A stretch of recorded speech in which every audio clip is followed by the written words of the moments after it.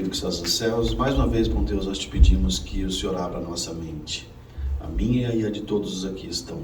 Ajuda, bom Deus, para que eu não atrapalhe aquilo que tem que ser dito, do jeito que o Senhor quer que seja dito. Isso é o que eu te peço e agradeço, em nome e por amor de Jesus. Amém. Amém. Como eu disse para vocês, todas as palestras que nós fizemos, todas as falas que nós fizemos, elas são caras para nós. Todas elas custaram muito tempo, não de estudo só, mas emocional e intelectual. Isso consumiu a gente por muito tempo, né? Nós tocamos em questões que nós não temos soluções, vocês perceberam bem ontem, né? Mas nós falamos coisas que a gente vê que precisa ser falado. A gente busca orientação de líderes com muito mais experiência, né? Toda a palestra de ontem, por exemplo, baseada num presidente de uma divisão, né, transeuropeia, né, que você falou, né? Para nos dar respaldo, né? Me sinto muito confortável de ter dois pastores aqui experientes. Não adianta eu vou chamar o Paulo de pastor de qualquer jeito, não adianta. Foi muito gostoso também receber o enorme abraço do pastor Carlos, é grandão, gostoso abraçar ele. Engraçado que eu amo o meu pastor lá da Central, né? E é interessante quando você gosta de outra pessoa, da primeira vez eu abracei ele e já falei, já pegou.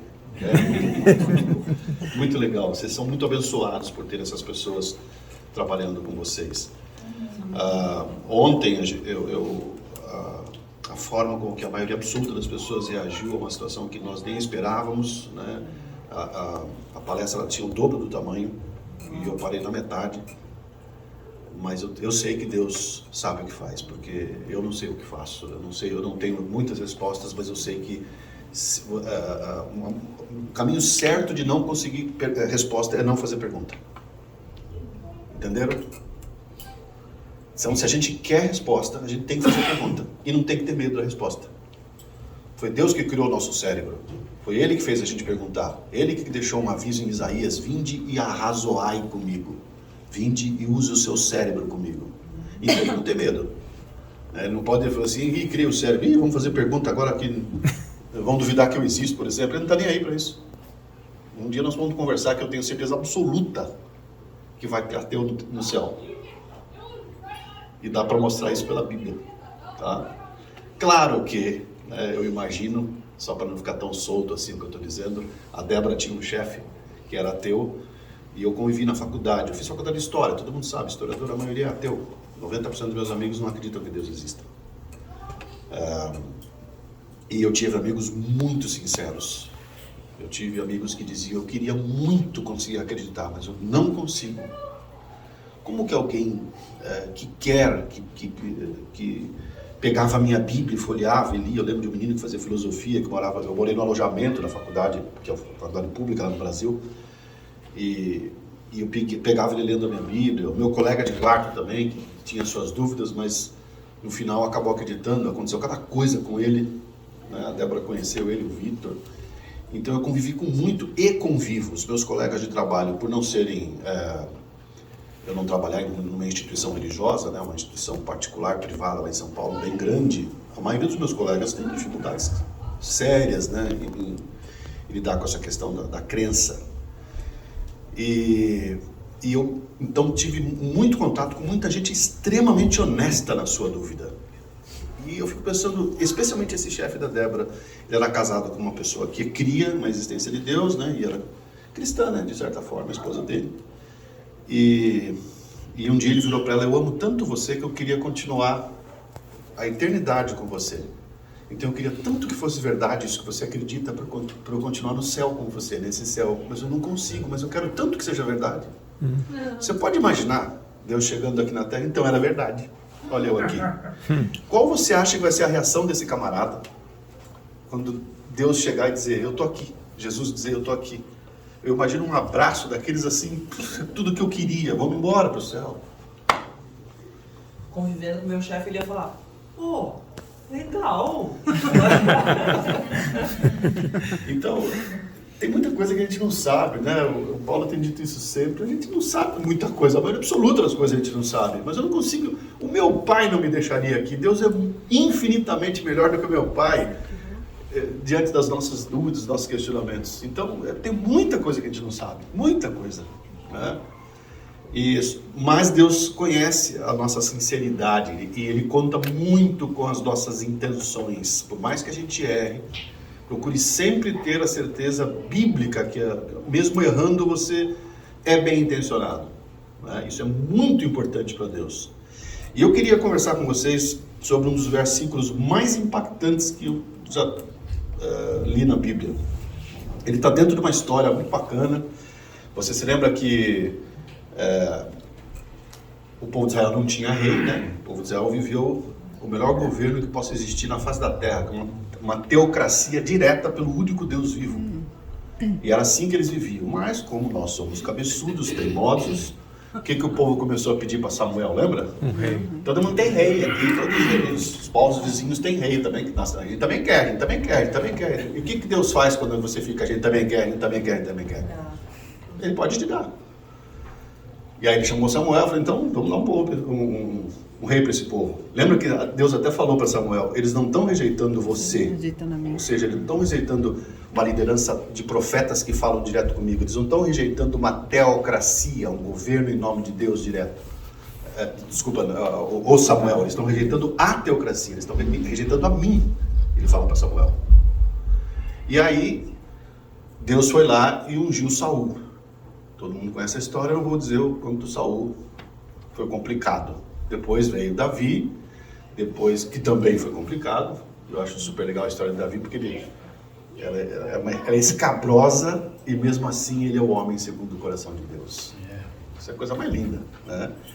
Aí tem aquela briga dos filhos dele e os reinos se dividem, né? Em reino de Judá, que ficava ao sul do que hoje é o estado de Israel ali, e o reino de Samaria, né? O reino do norte, que ficava, que a capital era Samaria, o reino de Israel, né? Na verdade. E esses reinos, então, Deus dizia, olha, das coisas que eu menos gosto que vocês façam, né? Das coisas que mais me machucam é quando vocês adoram outros deuses. E Deus usa linguagens muito fortes para dizer o quão ciumento Ele é em relação à adoração de outros deuses. Existe uma fala muito forte, que conversa muito com homens, né? Os pastores vão saber uma fala que, quando ele diz assim, vocês parecem mulheres prostitutas que correm atrás dos egípcios, que têm membros maiores. O que vocês acham que eles estão dizendo ali? É como se está dizendo assim, olha, você Israel, minha noiva, você me trai atrás do outro porque o órgão sexual dele é maior, né? É claro que é figurativo, mas é para mostrar que isso é muito agressivo para um homem, a mulher dizer, olha, eu te traí porque eu não me satisfaço com você.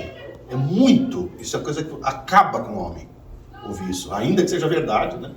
Acaba com ele.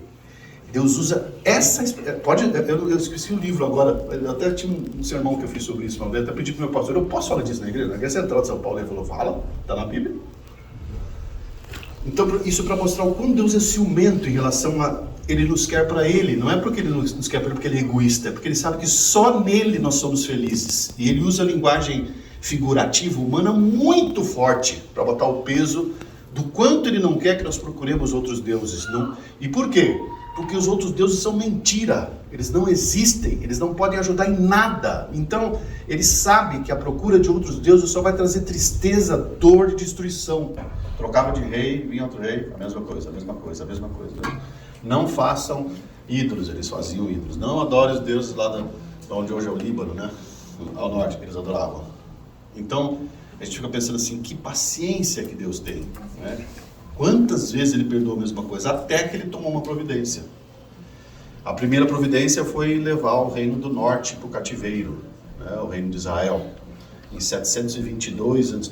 isso ocorreu, né? Eles foram levados cativos lá para Babilônia, né? E depois veio o reino do sul, lá em 586, e aí todo mundo foi cativo. E aqui nós vamos ler no livro de Jeremias, na Bíblia, na versão Almeida Revista Atualizada, e precisa ser essa versão hoje, vocês vão entender, porque só ela termina de um jeito muito interessante que as outras versões não terminam, tá? Da mesma forma. A ideia é a mesma, mas há uma palavra que é muito importante hoje. Então eu vou ler para vocês uma carta que o profeta Jeremias enviou de Jerusalém. Ele estava em Jerusalém, o povo já estava cativo lá na Babilônia, e ele mandou uma carta para eles, dando algumas instruções. E essa carta tem instruções para qualquer pessoa em qualquer momento da vida dela, né? E aí diz assim, ó, verso 1 de Jeremias 29. São estas as palavras da carta que Jeremias, o profeta, enviou de Jerusalém ao resto dos anciãos do cativeiro. Então, o pessoal que ainda estava lá no cativeiro. Como também aos sacerdotes, aos profetas e a todo o povo que Nabucodonosor havia deportado de Jerusalém para a Babilônia.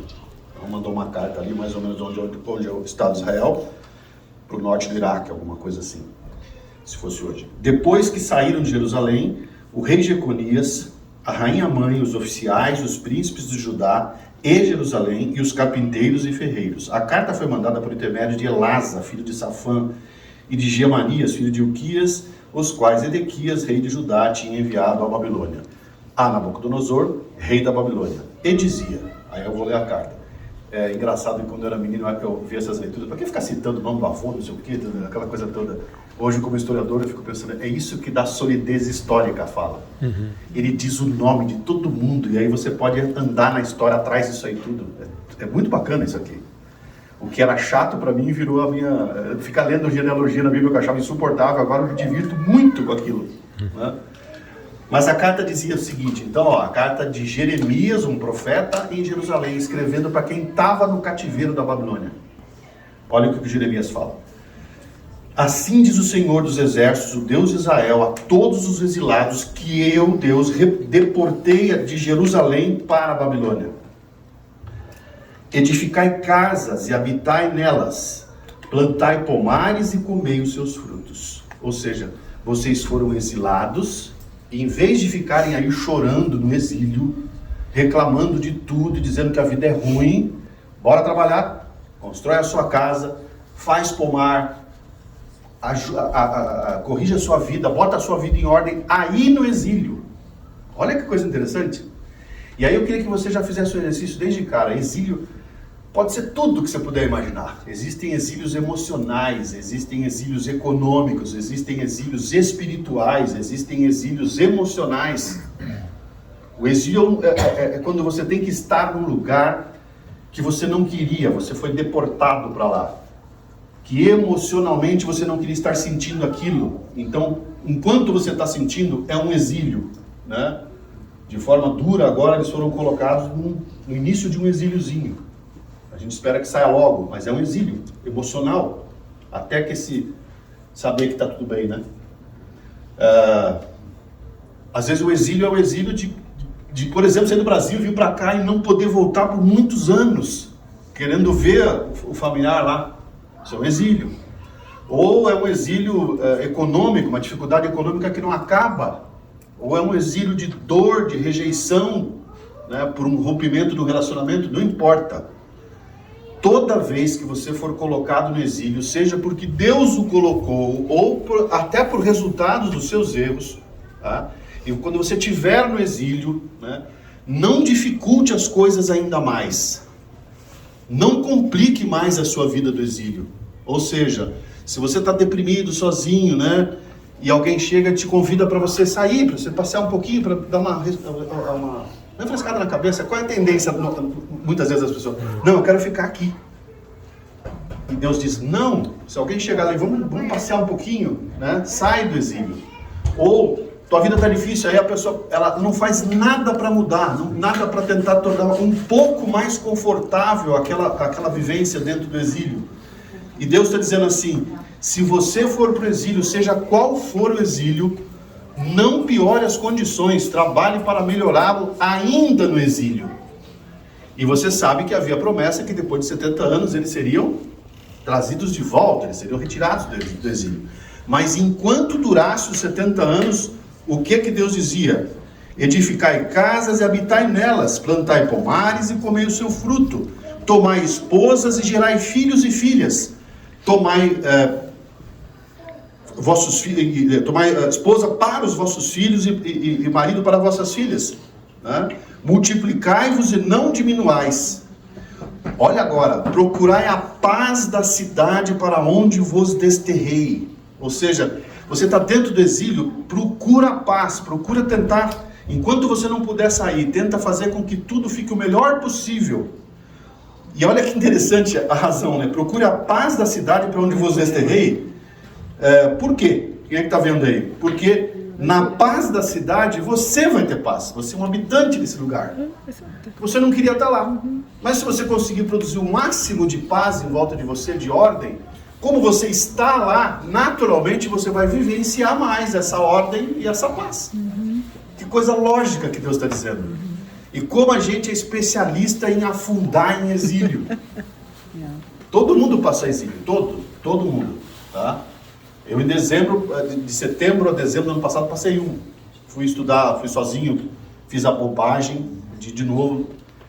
Há 19 anos atrás eu fiz a bobagem de vir para cá. Vou morar com o PC, com o Paulo César, na casa dele. Ele não está aí mais, não estava ontem. A minha ideia era estudar, não era morar aqui, mas eu queria um estúdio que só tinha aqui. E aí então, só que ninguém falava inglês nada, até hoje não falo direito, mas... aí vim morar na casa dele, teria que melhorar o inglês para poder estudar, aquela coisa toda, e eu ia passar um ano sem ela.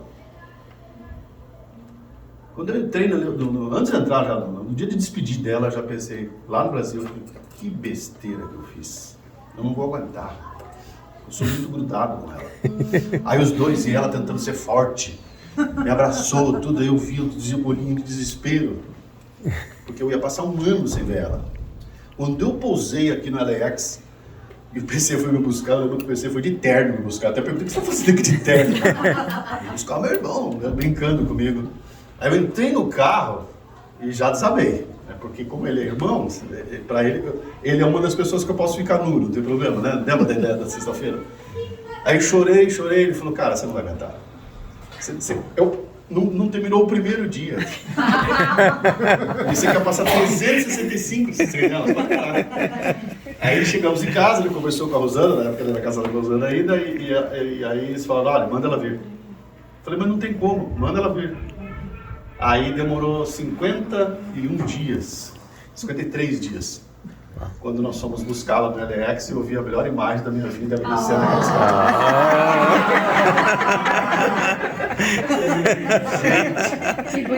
Foi muito sofrimento, muito sofrimento. À noite eu colocava o meu travesseiro, mordia o meu travesseiro e apertava ele, porque eu não conseguia controlar o barulho do meu choro. Eu chorava fazendo barulho. Meu Deus! Tanto que doía. Eu não queria fazer barulho, ajudou todo mundo dormindo na casa dele, eu ia ficar olhando tonto, chorando lá. Mas ele entendeu, ela também, ela foi muito bem recebida. Aí nós passamos 4 meses aqui, depois eu não queria ficar ilegal em nenhum momento e não deu para ficar legalizado e nós fomos embora. Sem absolutamente nenhum dinheiro, sem emprego, sem nada. Chegamos em outro exílio em São Paulo. Aí eu pedi o meu emprego de volta, recebi um baita do elogio do meu chefe, que na época eu não queria, porque eu já era professor, eu tinha sido chefe de cadeira, né, dos professores de história dessa rede que é grande, na área que eu morava, e eu fui pedir de volta o emprego mais baixo, que é o de tirador de dúvidas, que não dá aula. Porque eu queria precisar de dinheiro. Ele falou, imagina que eu vou colocar você como tirador de dúvidas, você vai voltar para a sala de aula. Eu falei, mas a sala de aula só daqui 6 meses, eu preciso comer daqui até lá. Não, só no ano que vem, te põe direto em sala de aula. Eu achei bonito, né, queridinho, elogio, mas não era o que eu queria. Então foi um exílio muito difícil, fui morar com a minha sogra, que é inacreditável, eu passei 6 meses na casa dela, dependendo dela, essa mulher nunca olhou torto pra mim. Sei que é isso. Morar com a sogra, né? Isso é um asilo. Não pode comer,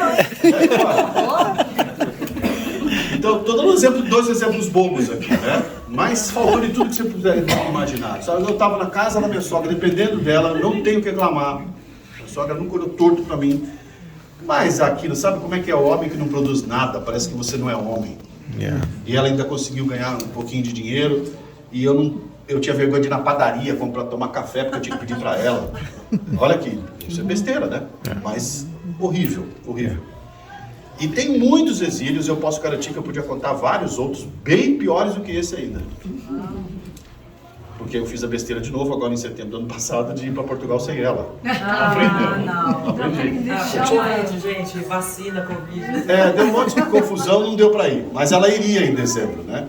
Aí quando eu cheguei lá em setembro, já falei, não vou aguentar. Aí já compramos a passagem para ela passar pelo menos outubro comigo, porque depois em dezembro nós voltaríamos para o Brasil e ficaria esse vai e vem. Agora não tem mais ir sem ela. Meu médico Recomendou. cuida da minha mente. Ele colocou na primeira coisa, assim. Depois que ele me analisou, né? Ele é psiquiatra e psicoterapeuta. Ele escreveu a primeira coisa da receituário: não ficar longe da esposa. Então, vários exílios. Mas eu estou contando os meus, mas eu tenho certeza que se eu perguntar para cada um de vocês, vocês vão lembrar de exílios da vida de vocês. Mesmo vocês mais novos, vocês já passaram. Só uma criancinha não tem ideia do que é exílio. Os mais velhos, então, têm histórias intermináveis de exílio. E a Bíblia diz que quando você estiver nele, não complique a sua vida. Tente botar tudo o máximo que você puder em ordem, ainda lá. Porque na paz do seu exílio, você terá paz. Mas chegará o dia que você sairá de lá, assim como haviam 70 anos aqui que deveriam ser cumpridos. E aí, Deus diz assim: porque assim diz o Senhor dos Exércitos, o Deus de Israel, não vos engane os vossos profetas, né, os falsos profetas que estão no meio de vocês, nem os vossos adivinhos, nem deis ouvidos aos vossos sonhadores, que sempre sonham segundo o vosso desejo, né? Porque tem gente que fala para você aquilo que você quer ouvir. Cuidado com isso, porque às vezes o que você quer ouvir não é o que você precisa ouvir.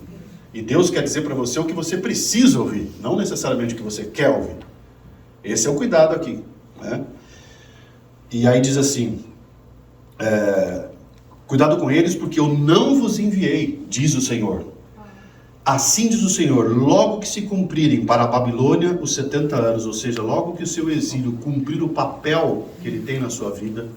Veja que existem exílios que eu tenho certeza absoluta que Deus não mandou, mas Ele permitiu que ocorresse. Deus usa todas as situações da nossa vida para nos ensinar. Todas, mesmo aquelas que Ele não produziu, Ele usa aquilo para fazer você crescer.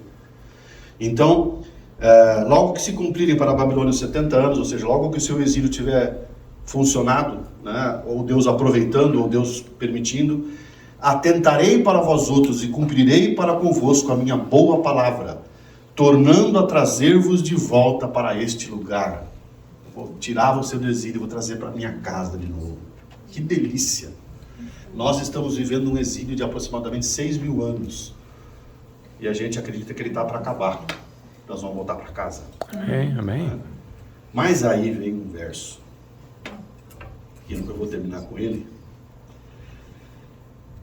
que diz o seguinte: Deus dizendo para mim e para você: eu, Deus, é que sei que pensamentos tenho a vosso respeito. Não é você.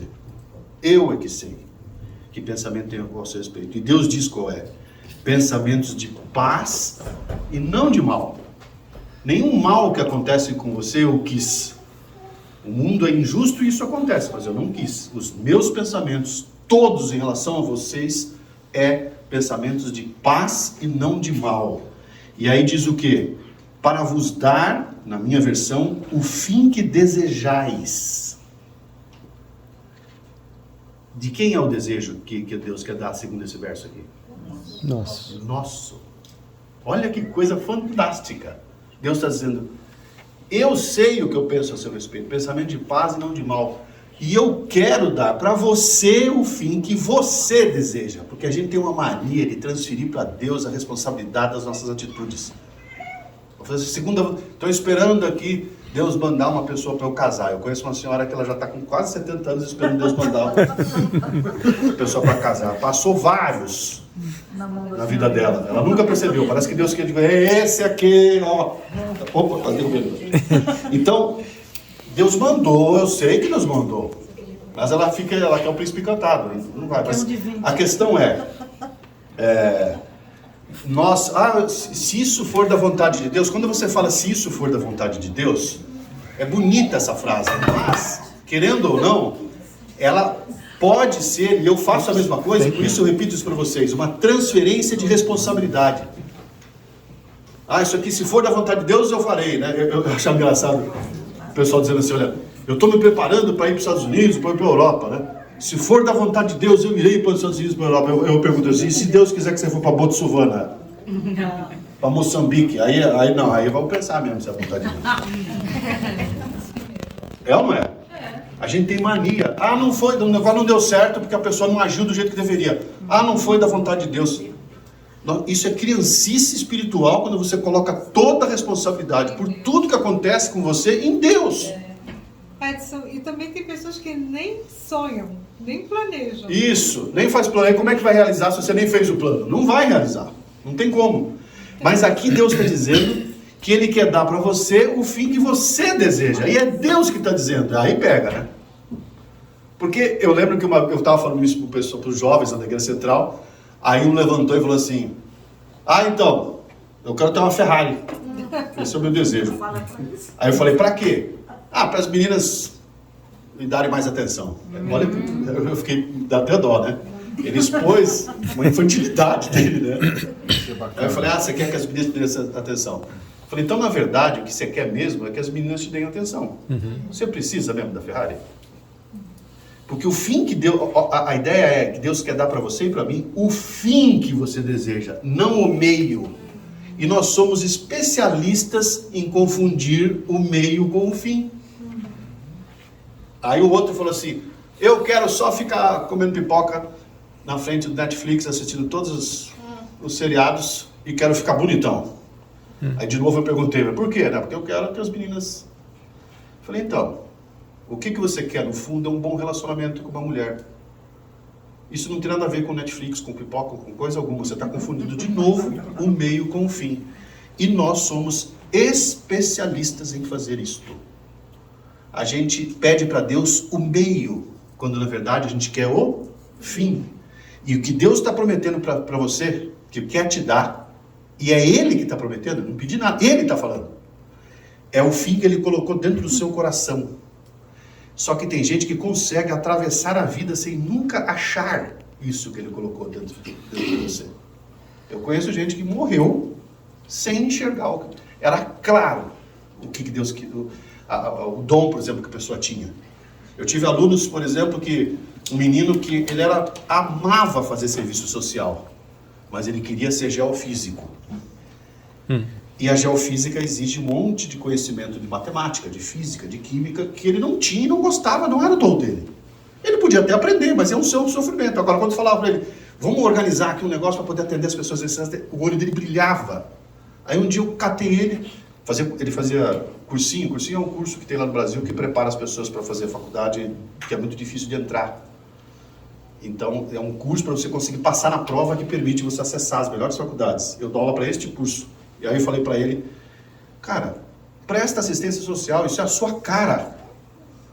Mas ele queria ser geofísico porque ele queria ser respeitado por dominar matemática, física e química. Olha como estava enganado.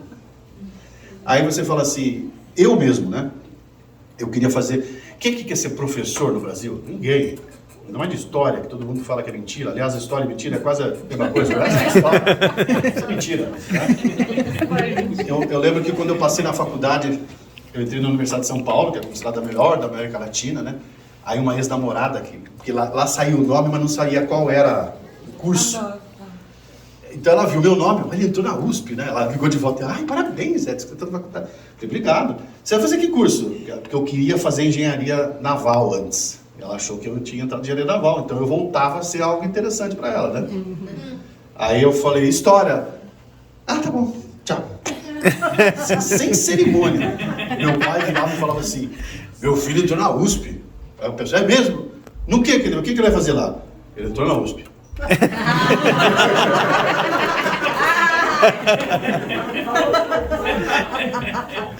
E eu mesmo, né? Porque eu pensava em fazer engenharia naval mesmo, porque eu gosto de matemática, física e química, mas eu gosto de gente.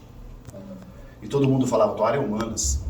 E eu era muito tímido, eu não conseguia falar para 3 pessoas ao mesmo tempo. Uma vez teve um JA na igreja, vocês chamam de quê aqui? JA. Um programa jovem da tarde no sábado. Tá? Na minha, quando eu era pequeno, na época do Paulo, quando eu era pequenininho, chamava Liga. Liga MV. Fala, é que você entrega a sua idade. Missionários voluntários. Missionários voluntários. Isso, ó, lembra até a música. Ó, só foi antigo. Aí, eu tinha que entrar no programa, olha só o nível. Eu tinha que entrar no programa, eu lembro que um vestido, um terninho jeans que minha mãe tinha feito pra mim. Eu entrava, eu tinha uns 14 anos, eu entrava, ficava de costa pro pessoal. Aí eu só tinha que dizer, sou eu? Isso aí, só isso. Uma peça. Eu tive desinteria antes disso. Eu não conseguia falar em público. Então, como eu gostava de matemática, física e química. Amo o mar. Né? Meu pai nasceu no litoral de São Paulo. Eu passava todas as minhas férias próximo do mar. Então, eu falei assim, matemática, física e química, engenharia naval. Então, vou fazer engenharia naval. Só que eu prestei umas 2 vezes, não passei. É um curso muito difícil, ele só tem na USP e na UFRJ, né, nas 2 universidades públicas mais difíceis do país. Agora tem mais, mas na época minha só tinha esses 2, não passei. E aí, eu assistia as aulas de história e ficava doido. Que coisa bacana, mas o que eu vou fazer com história? E aí um dia, quer saber? Eu vou fazer aquilo que o meu coração pede. Eu até indico isso para todo mundo que está procurando emprego, né? Para os meus alunos. É que todo mundo já está empregado. Não escolha a sua profissão pensando só no seu bolso. Porque você vai casar com a sua profissão. E dar bom dia todo dia para alguém que você não gosta é insuportável. E se você der bom dia para algo que você gosta, pode ser uma profissão super simples, você vai se destacar nela. Você vai ser melhor que os outros. E você vai ganhar dinheiro.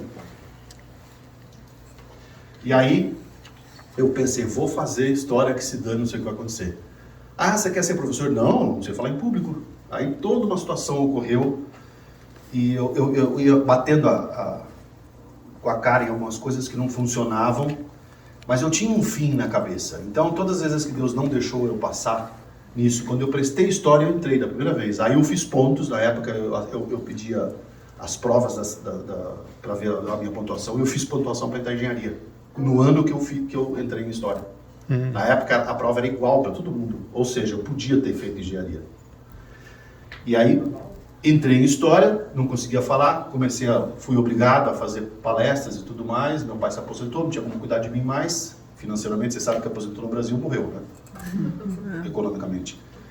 E aí eu estava fazendo faculdade, uma faculdade super respeitada, eu pegava um ônibus, saía e comecei a procurar emprego nas escolas. Aí eu cheguei na frente de uma diretora, era em abril lá, o ano letivo, diferente de vocês aqui, que é setembro, lá começa em fevereiro, começo de fevereiro. Na verdade, finalzinho de janeiro agora.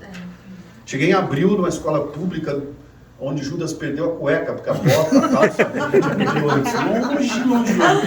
Aí cheguei lá na frente da diretora, a diretora perguntou para mim assim, escuta, qual é a sua experiência educacional? Aí eu contei todo o tempo da minha vida que eu fui aluno. Isso é experiência educacional.